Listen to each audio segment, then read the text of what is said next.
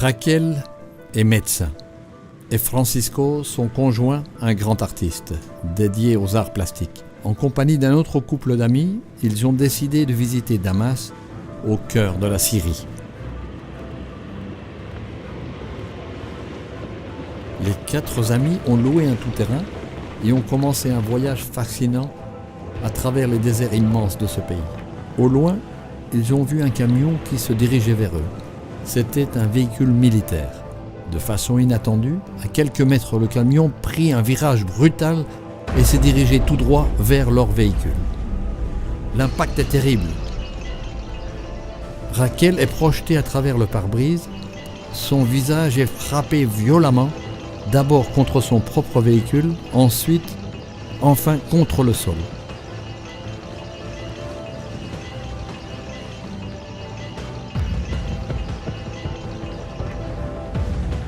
Francisco a subi de graves fractures faciales et tombe dans un coma qui va durer 52 jours, temps pendant lequel il a subi plusieurs arrêts cardiaques.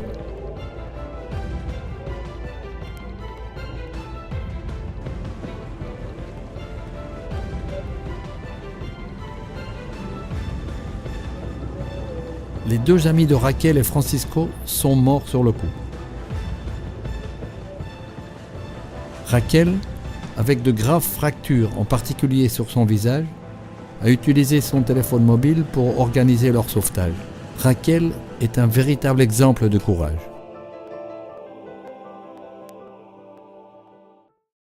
Me llamo Raquel y os voy a contar una historia, que más que una historia es una pesadilla, y que todo comenzó en unas vacaciones en Siria. En esas vacaciones tuvimos un choque frontal con un blindado del ejército, a resultas del cual hubo varios muertos y yo tuve una lesión traumática muy importante. La lesión traumática fue una fractura con hundimiento frontal, fractura de la base del cráneo, fractura de los maxilares, de los malares, biorbitaria bilateral, estallido de la base del etmoides, en fin, resumiendo, menos la mandíbula, todo de aquí para arriba estaba roto.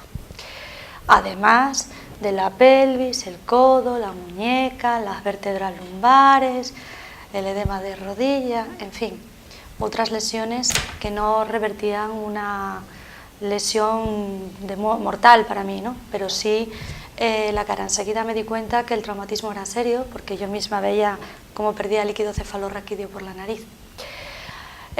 Nos ingresaron en 2 hospitales diversos en Siria, a los 2 supervivientes, y nos trasladaron un avión medicalizado alemán y dejándome en la base militar de Torrejón Ardoz.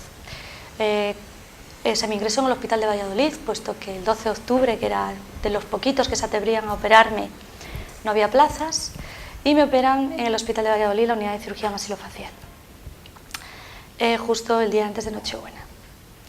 Me pasé toda la mañana en quirófano. Yo entré pues a las 8, recuerdo llegar al quirófano con el anestesista y el maxilofacial, y yo salí a las 4 de la tarde. La primera intervención fue bien, aunque me infecté, como siempre, un Streptococcus viridans, y se reconstruyó con material de osteosíntesis, placas, tornillos, lo que es la frente. Se intentó desimpactar, pero claro, ya habían pasado 10 días del accidente y no se podía desimpactar más. Y bueno, pues más o menos así aguanté. Se me abrió una sutura coronal, se bajó todo y se reparó lo que se pudo reparar. Me fui para casa y tuve que sufrir una segunda intervención porque no tenía nariz. Y en la segunda intervención tuvimos que coger y sacar una costilla, abrirme, sacar una costilla, colocármela, con tan mala suerte que también me vuelvo a infectar, esta vez por un meticilín resistente. Y por supuesto hice una mastitis, hice todas las complicaciones de la infección, perdí el tornillo de sujeción de la costilla, la zona quedó muy adherida, muy fibrosada. Se salvó el injerto y al cabo de pues probablemente 2 años o 1 año y medio empecé a perder el injerto. Empecé a perder el hueso, veía que mi puente de la nariz se hundía, que todo el ala de la nariz se iba pegando, fibrosando y iba perdiendo literalmente la nariz. La alternativa que me daban era volver a operar, volver a colocar un injerto óseo, otra vez una intervención bastante agresiva, y teniendo en cuenta la fibrosis importante que tengo en la cara, pues cuando un injerto se pierde es muy posible que el siguiente injerto también se vuelva a perder por la falta de vascularización.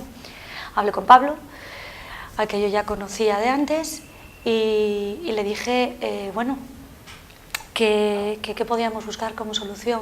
Y Pablo me dio la opción de iniciar con unos rellenos para ir manteniendo, primero desbridar, liberar los tejidos que estaban pegados cicatricialmente entre ellos, y ir rellenando para dar, pues, sobre todo tridimensionalidad a la cara, porque mi cara era totalmente plana, aplanada hacia atrás hasta medio centímetro de impacto.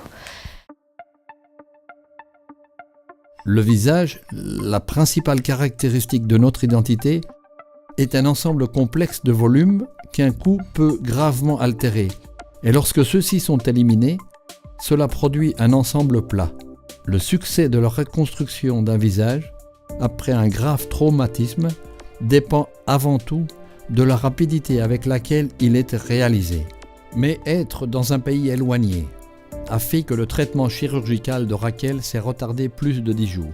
L'équipe de chirurgiens maxillofaciaux qui se sont occupés d'elle ont fait tout ce qui était techniquement possible pour restaurer sa volumétrie. Réellement une bonne chirurgie. Mais avec des limites imposées par les circonstances. Après 3 ans d'intervention chirurgicale, avec des complications multiples, Raquel est découragée. Elle ne désire plus faire de tentatives chirurgicales. La reconstruction faciale, en fournissant du volume sans chirurgie, pourrait être la solution.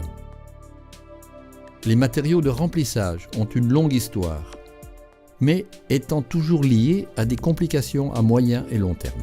Mais l'apparition de l'acide hyaluronique pur a changé tout cela.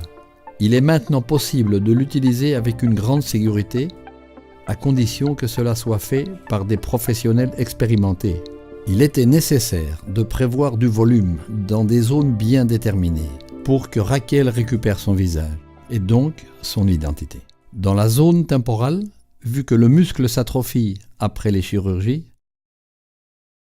dans le nez, dépourvu de projection et d'asymétrie, dans les pommettes, trait fondamental du visage féminin, et enfin, dans sa lèvre, avec une grave asymétrie qui empêchait une fermeture complète au repos. Bien que ce soit un matériel résorbable, il y a une faible irrigation sanguine dans ces zones qui fait échouer les greffes traditionnelles. Celui-ci agit pour préserver ses remplissages pendant longtemps. En diversas operaciones, ayer he sufrido la última, con lo cual se puede ver que la inflamación y la respuesta es buena, pues se ha ido dando forma a la nariz, que no la tenía, forma al labio, que estaba totalmente anulado la parte externa del labio, no existía, por la fibrosis, después de 2 zetaplastias que me hicieron, 2 prolongaciones quirúrgicas, se me pusieron pómulos, se me rellenó fosa temporal, que era un hueco como de un cadáver, y se me fue haciendo una tridimensionalidad en la cara.